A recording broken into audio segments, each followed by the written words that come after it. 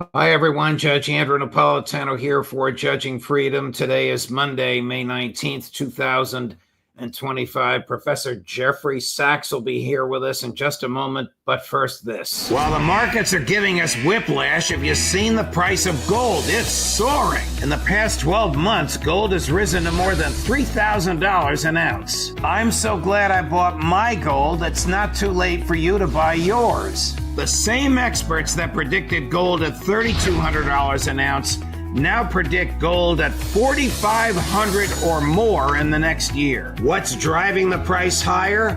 Paper currencies. All around the world, they are falling in value.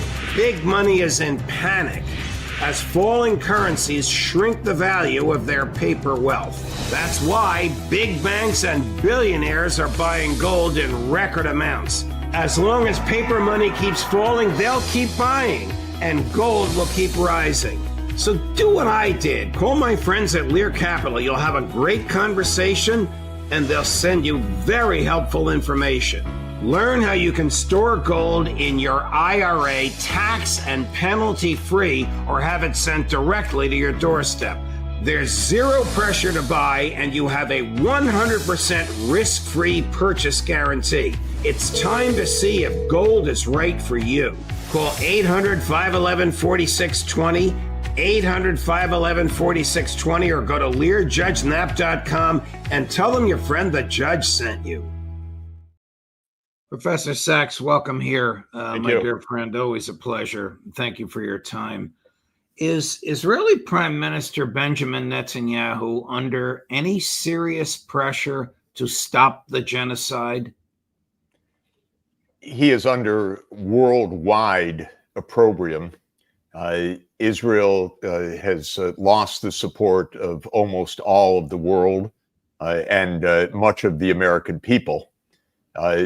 Internally in Israel, there's turmoil over many things, but probably not enough to threaten the continued murderous onslaught by Netanyahu. It has come down to the United States. Will the U.S. stop Israel's murderous path or not? This is really the issue. The world knows what's going on. Israel is committing a genocide against the Palestinian people. Israel is ethnically cleansing Gaza, destroying the life support system, starving hundreds of thousands of people all before our eyes. Everybody knows it. Almost everybody detests it. But it continues because the United States continues, in effect, to back this murderous Israeli government. For the past couple of weeks, there have been reports about a rift between President Trump and Prime Minister Netanyahu, and there were a number of events giving rise to this conclusion.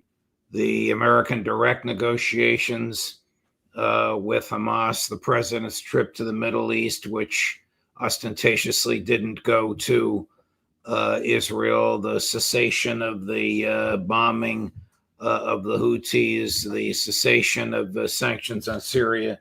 Yet over the weekend, they each claimed that the rift is a myth and they're good friends with each other. A, does it matter if Donald Trump likes him? And B, do you believe either of them? Well, the last week was, from my point of view, a huge disappointment. When we spoke a week ago, I thought there was a chance on a tour of the Middle East that the genocide of the Palestinians would come up. It was not raised either by the hosts or by the president.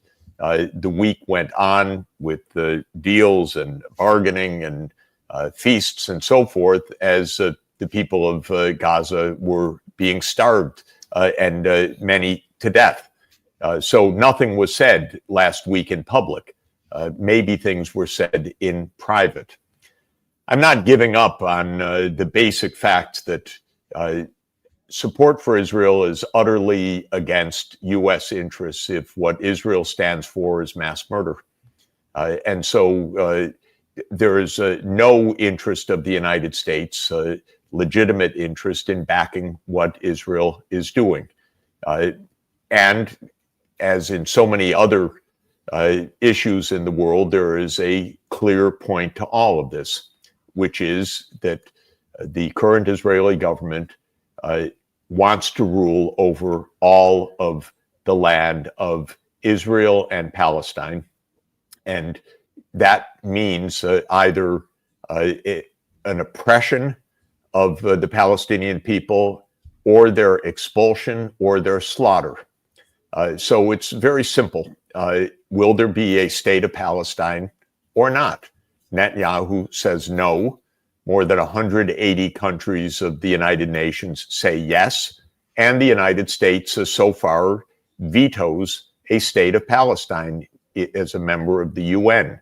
About 140 plus countries have recognized Palestine, but the US vetoes Palestine as a sovereign state in the United Nations. And this is the basic point.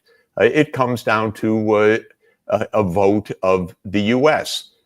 Up until now, as we've talked about for years, the US has been complicit in this mass murder. And this remains true until today. Will it continue? It could stop at any moment. Why? Because it's so far from America's interests that it is only in America's interest that it stop now. Could it stop if the United States and the President of the United States in particular said mass murder by Israel, continued occupation, continued oppression of the Palestinian people is not in the U.S. interest, especially as it's opposed by every Arab nation, by every Muslim nation of the 57 in the Organization of Islamic Cooperation, and by almost every nation of the entire world? Well, yes, President Trump could easily reach that conclusion. And if he did and said, we no longer arm Israel, we no longer provide munitions for Israel, we no longer provide financial support for Israel's murderous approach, it would stop. Do you give credibility to the reports that Netanyahu was furious at the release of Eden Alexander, the young man from New Jersey with joint American-Israeli citizenship who was a member of the IDF and who was taken by Hamas on October 7th, and who, with his parents, declined to see Netanyahu because the boy was released by American negotiators, not by anything Netanyahu did? Truly, I have no information and no idea, but I find Netanyahu's 30-year murderous approach, which is we will rule over the Palestinians and we will go to war as necessary to keep that rule, and we will go to war anywhere in the Middle East for those against those who oppose us. I find it so detestable that anything is possible. But they don't let me in on whether he's annoyed by a hostage release. Frankly, it's the real question is will 2 million starving people in Gaza be relieved of their starvation? This is the pressing point of this hour as we speak, and the United States is the only bulwark for what Israel is doing. Of course, but what will it take to motivate Trump to do something, to say to Netanyahu, we're sending aid in and you will step down, or stop the slaughter, stop it right now. We're not going to send you another bullet. It wouldn't take much. In other words, this is what we hire presidents for. Right. It's not something compelled by the Israel lobby or anything else. Of course, the Israel lobby does all sorts of mischief and wrong in getting 57 standing ovations for this murderous leader of Israel and so forth. But the truth is, this is a call of the President of the United States, and he should make it, period. It's actually straightforward. It's not a hard call. The idea that you don't starve 2 million people is not a hard call. That you don't bomb them to submission, that you don't bomb them out of their homes, hospitals, schools, mosques, clinics, water supply, and then tell them to fly to Libya, for God's sake. No, this is not how the world's going to survive. People need to be able to live in their homes without bombs falling on their head. That's basic. And this is why there should be a state of Palestine, period. And it's not complicated, actually. It's not. Do the Zionists rejoice at Palestinian suffering? Some do, for sure, because we see them on TikTok. We see them in the Knesset. I don't think that's true of all Zionists, but it is true of many who are in power right now. It's also true of rabbis who profess that killing Palestinians is fine. This is contrary to everything I know about Jewish law and Jewish ethics, period. But yes, there is a utter perversion of ethics that's underway right now. And it raises another point that I think needs to be explained very carefully. Being against Israel's murderous ways has nothing at all to do with anti-Semitism. Oh, but Jeff, the Zionist lobby in America equates the two. It is an immoral, anti-intellectual, baseless equation. NYU, a fine university, not Columbia, but a fine university, refuses to grant the diploma to a graduation speaker because he accused Netanyahu during the graduation speech of committing genocide and received a standing ovation for it. This is an example of what the Zionists are trying to do in the United States to suppress free speech by painting everybody with an anti-Semitic brush. We know, and there was a story about it in the New York Times, and people can find it online, something that was part of so-called Project 2025, which was a project of the Heritage Foundation to guide the Trump administration. And it's a document called Project Esther. And it is a document that essentially claims that opposition to Israel is because of a Hamas lobby and a terrorist lobby and just an obscene bunch of ignorance and viciousness and complete ignorance of the true history of Jewish ideas, which, by the way, have had significant parts of the Jewish community against the Zionist project, by the way. There's the whole idea that criticizing Israel is anti-Semitic, period, is totally wrong, totally factually without a basis, totally ahistorical. And then, moreover, the idea that criticizing an Israeli government, a particular government that is engaged in mass murder, is wrong and somehow anti-Semitic is simply the most fatuous, empty, ignorant falsehood that we are being told right now. It's amazing to me. The United States has dispatched a team of FBI agents and federal prosecutors to look for anti-Semitic speech. Does the DOJ have any business under the First Amendment evaluating the content of speech in America? Well, let me just start on a more basic point. You're our constitutional scholar. My guess is no, absolutely. But let me just say the DOJ hasn't a clue as to what anti-Semitism is, period. They don't know. They've got some total concoction that has nothing to do with anti-Semitism. They conflate it with criticism of Israel. Israel and so-called Zionism is a state project. It is not a religious project. Religious communities, Jewish communities, have been against Zionism, have been against the concept That's true in my neighborhood in New York. We have significant Jewish communities who think that Zionism is completely against Jewish law, by the way. So there's so much ignorance on this point. It's amazing, but it's all sloganeering.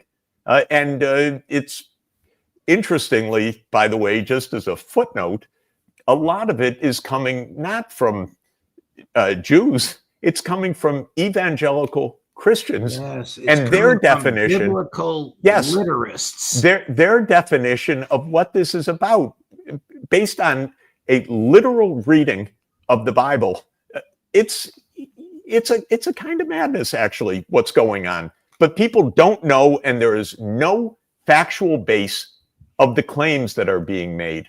And the equation of anti-Semitism and and protests against the current Israeli government, or even against Zionism, there's nothing the same about these. And this has been true for 100 years. What is anti-Semitism? Anti-Semitism is a discrimination against Jews on a basis of their religion, period. And being against Zionism is against a particular state project. And many rabbis, many of the most learned rabbis, were against the state of Israel. And it's just a fascinating point in Jewish religious thought, that there is a large body of thought, very deeply established in the Talmud, which is one of the so-called oral laws, sacred texts of Judaism, which says that Jews should not return en masse to the Holy Land, that's something that God will command, but Jews in groups should not do that. And based on that, what's called the three oaths in the book of Ketubot in the Babylonian Talmud, for hundreds of years, for nearly 2,000 years, Jewish law was anti-Zionist. It said, you live in your communities, you live in your countries. Jews were living all over the world. When Zionism started in the 19th century, it was, first of all, a claim that Jews should go back to the Holy Land. It wasn't a Jewish idea. It was an evangelical Christian idea in the early 19th century. That's where modern Zionism started, with evangelical Christians. It was picked up by secular Jews at the end of the 19th century. And most religious Jews, most rabbis said, but the Talmud says no, that this is against Jewish law. So there's so much confusion and ignorance on very, very basic points that is now completely politicized. And incidentally, this Heritage Foundation, which makes these documents, this is supported heavily by the evangelical Christian community, not by Jews. So we're in a mishmash of confusion, Judge. Let's switch gears. Did you expect anything to come today out of the 2-hour conversation between Presidents Trump and Putin? Yes, it was a good call from what we can gather. I think President Trump is trying to make peace, and he understands that peace, in agreement with President Putin on this, peace has to come by settling the core reasons for this war. And the most important reason for the Ukraine war was an absolutely dumb project of the American deep state, the CIA, and the foreign policy establishment for 30 years to push NATO right up against Russia's nose in Ukraine, as if, in our continent, it would be like Russia setting up military bases in Mexico or Canada. It just would not happen. But the United States tried that vis-a-vis Russia for 30 years. That's the root cause of this war. And President Trump understands that. President Putin has made the point for decades, and they're trying to find a peace. Then you have the Ukrainian Zelensky said, we will be part of NATO. Well, by the way, it's absurd for him to say that, because the United States is NATO. The United States is the lead of the alliance, and the United States is saying no, it's not going to happen, because that would put the United States into a direct confrontation with Russia. So the point is, the call was made. They talked about how to really end the war, but then the Ukrainians say, no, we're going to be part of NATO. We don't give up any land. We don't do anything. We decide everything, blah, blah, blah. No concessions. We need to defeat Russia. And then a number of European leaders jump up and down, Starmer and Macron and Merz and Tusk and others. No, we must stand with Ukraine to continue to fight Russia. And Trump and Putin are looking at each other and saying, look, this war could end on rational grounds that respects Ukraine's sovereignty and respects Russia's sovereignty and security for both. But it's not going to end until there's a recognition that there are security interests on both sides. And the US, for a very long time, said, no, there's only security interests on our side. And President Trump recognized that got us into a big mess. And he refers to it as Biden's war. And there's a lot of truth to that. So the fact of the matter is, the call was fine, but it doesn't necessarily lead to peace if there's no realism among, a number of the key actors, most important, the Ukrainian regime. And by the way, it's a regime. Zelensky rules by martial law. Right. And so is he reflecting the real interest of the population? Is his view to fight on no matter what tested at the polls? Do the Ukrainian people really want to continue to lose 1,000 to 2,000 people to deaths and grave injuries every week, and to be rounded off the streets and almost kidnappings by these recruiters and sent to the front lines to their death? Is that what they want? Well, we don't know, because what we're dealing with is somebody who's operating according to martial law. Well, so it is a little bit frustrating. That's the truth. But the real fact is, this war really could end on absolutely reasonable terms. It could have ended 3 years ago on reasonable terms. It could end now. And the call, I think, from what we can gather, I wasn't on the call, so I'm just guessing, but President Trump said it was a good call. President Putin said it was a good call, and I believe it was a good call. We discussed earlier if there was any pressure on Prime Minister Netanyahu to stop the slaughter. Is there any pressure on President Trump to close the spigot of arms that continues to flow as if Joe Biden were still in the White House? Oh, I think the arms are going to stop, because basically the cash to support this is over. And call me naive, but I think it would be unimaginable for President Trump to ask Congress for more funds for this absolutely tragic and absurd idea of fighting to expand NATO to Russia's border. So I don't think he's going to do that. And the funds run out, and the U.S. is going to stop, because it has to stop, because there's no money in the pipeline. The Europeans are probably going to jump up and down, and Zelensky's going to make demands. And it's a kind of absurd theater, by the way, right now, where every day, almost every day, literally, Starmer of the UK, the president of France, Macron, the chancellor of Germany, Merz, the prime minister of Poland, Tusk, meet with Zelensky. What is the point? Don't they have other jobs too, running their countries? But in any event, they're going to find out there's no U.S. money and arms. And then what are they going to do? Well, Ukraine can say we fight on, and they're going to lose more and more territory and more lives, or they can make a reasonable peace. And a reasonable peace is available, and it can be negotiated. And not everything the Russians are demanding needs to be accepted, but a reasonable peace is at hand. if they want it.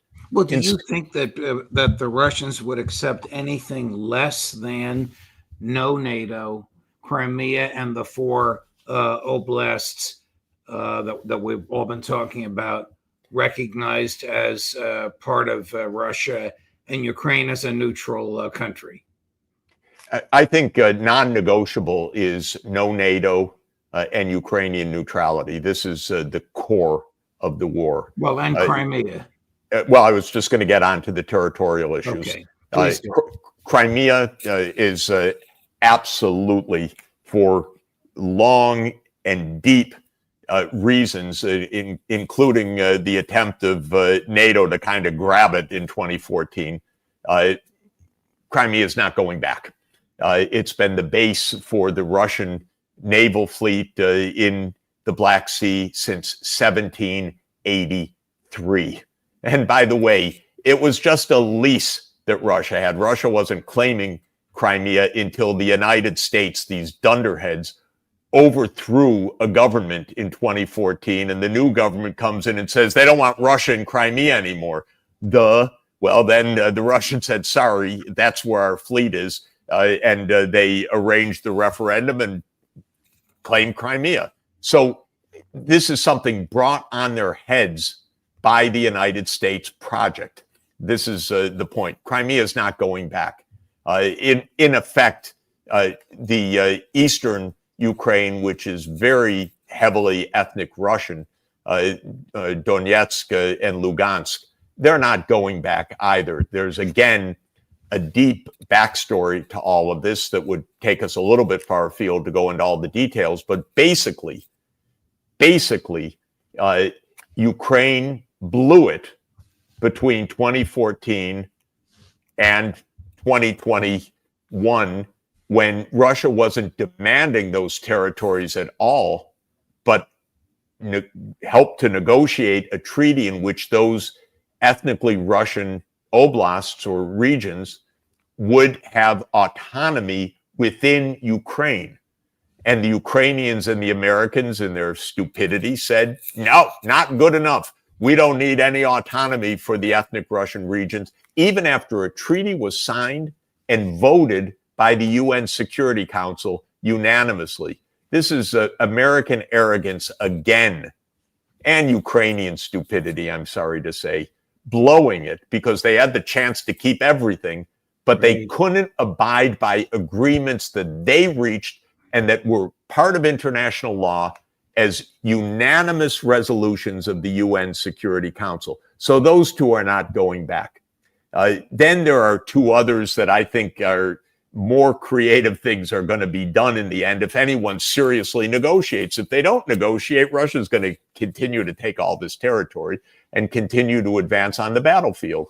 But there are compromises that can be made. There are things that can be done. There are creative solutions that should be explored right now. That's what diplomats do. And that's what negotiations should be about. And Ukraine has rejected them entirely. The Europeans stupidly reject them now because they're completely lost in all of this story. And President Trump, to his credit, is trying to get this going, actually. Here is a 2-minute clip from a much longer interview with Vladimir Medinsky. You may know him. He's the chief Russian negotiator. This is some of the most thoughtful observations I have seen. And his last line is absolutely captivating. Chris? But unfortunately, the Istanbul process was also disrupted, this time due to the intervention, direct intervention of the West. And where does this lead? As a rule, as Napoleon used to say, war and negotiations are conducted simultaneously. Stalin proposes an armistice in Finland, that is to make peace. The British and French egg them on. You can't negotiate with the Soviets, you can't make peace. We'll provide you with military assistance. Volunteer Expeditionary Corps from England and France will come. Naturally, no one actually arrived. After that, peace is concluded and the fighting comes to an end. So what am I getting at? War and negotiations have always gone hand in hand throughout history. Probably the most vivid and instructive example Peter the Great. Sweden forever lost its status as a great power, and the Russian Empire became a great power. But just a few years after the war began, Peter the Great offered the Swedes peace. He said, we actually don't need anything. We have access to the Baltic Sea, St. Petersburg, and just a little bit around it, a security zone. And that's all. Historically, these are Russian lands because the entire Leningrad region and most of Karelia are all territories that once belonged to the Novgorod Republic. And Sweden had been chopping them off piece by piece. We know that all of this is our ancestral land, but we're not even asking for it back. Just give us freedom and access to the sea. Give us St. Petersburg and the surrounding area, and we'll end the war. What do the Swedes say? No, we will fight to the last Swede. Charles X continues this senseless war, despite Peter's repeated offers of peace. But the funniest thing is, who do you think was supporting Charles XI? England and France. In the end, we agree to peace negotiations. Russia and Sweden go on for a long time. England and France are putting their foot down. No negotiations. Stop it.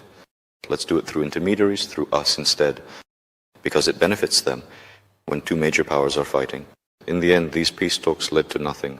And only in 1721, 21 years after the war began, did Sweden finally sign a peace agreement. But it wasn't just St. Petersburg and its surroundings.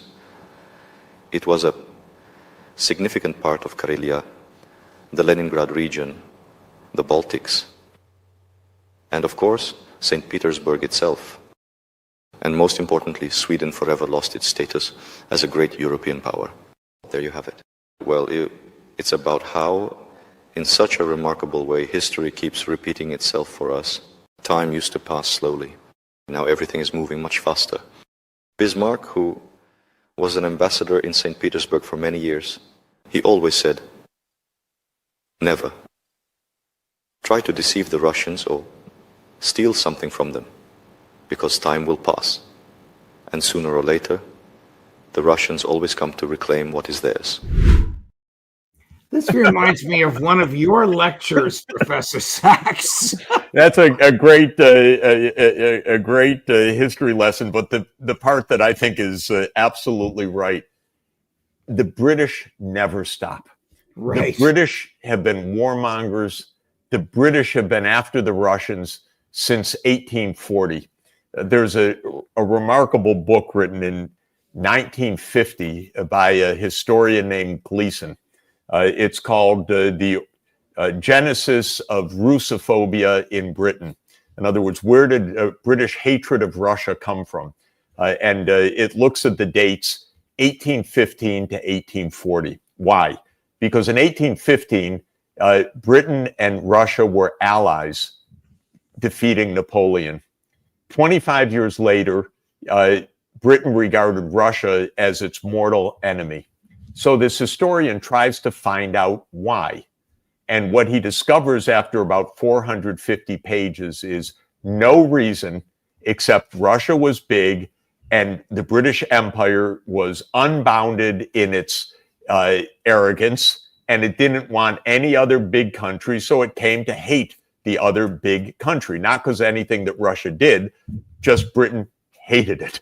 And then that led to war in 1853. And I mention that because the Crimean War, 1853 to 1856, was a war that Britain and France fought against Russia to try to banish Russia from the Black Sea. They besieged Sevastopol, the naval base. They did win the war, as it were, in 1856. Russia was banished from the Black Sea for almost 20 years. And why this is important is this was the game plan of Zbigniew Brzezinski and other strategists in the NATO enlargement.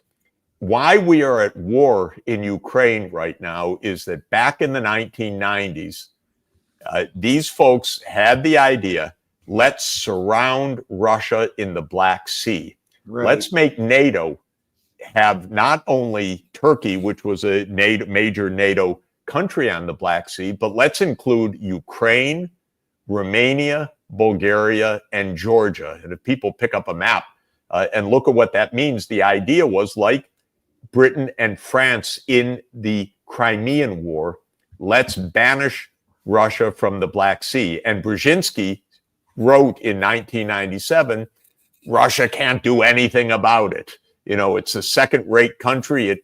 It's going to have to go along with this expansion of NATO and this expansion of Europe eastward.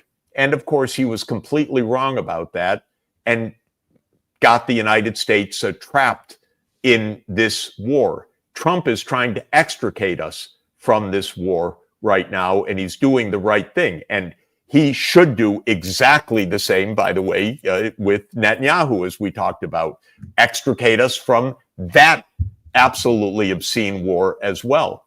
But what's interesting is the British, even though they're not an empire anymore, they still have these fantasies of empire. So Starmer, who's a nobody as far as I can see, deeply disliked by his own population, spends all his time with Zelensky talking about how we're going to defeat Russia.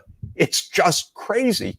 And this is what we just heard. History just seems to repeat itself over and over again. As Marx said, though, first is tragedy and second is farce. And now it's a bit of a farce. What is Europe doing keeping this war going, for heaven's sake? How wise was Medinsky to quote Bismarck? The Russians always reclaim what is theirs.